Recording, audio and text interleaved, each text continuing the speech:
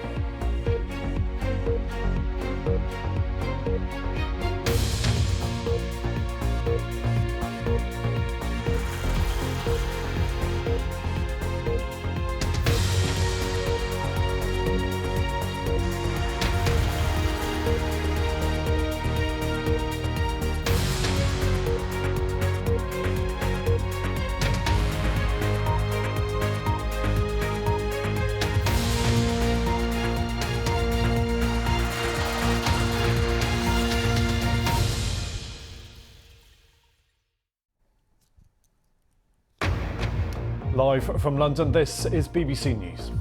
Prince Harry takes to the witness stand in London's High Court, the first senior royal in more than a century to do so.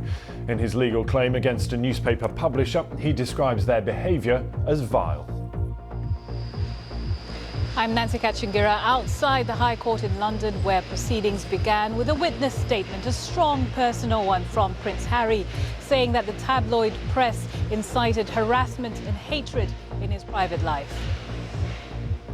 A major development in the war in Ukraine. A critical dam has been destroyed, unleashing a flood of water towards towns and villages downstream. Ukraine blames Russia for the attack. Moscow denies involvement. Upstream, it has caused water levels to fall sharply in the river that cools Europe's largest nuclear power plant. The UN's nuclear watchdog says there is no immediate risk to safety.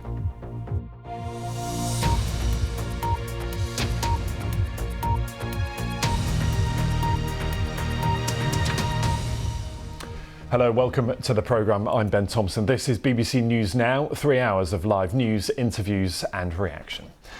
Prince Harry has told a court that he's experienced hostility from the press since he was born, just one of the many accusations he's made whilst giving evidence against a newspaper group that he accuses of phone hacking.